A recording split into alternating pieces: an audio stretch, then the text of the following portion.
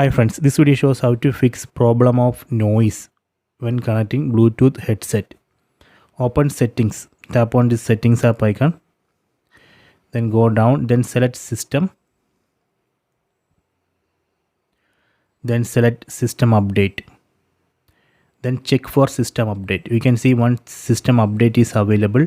So this update has fixed for this noise issue. You can see fixed the problem of noise when connecting Bluetooth headsets. So we can install this software update, so that way we can fix the issue. Let's see, you can see now it's installing system update. Just download and install this system update, so that way we can fix this noise issue. Okay, just go to system update, then check for the system update and install it.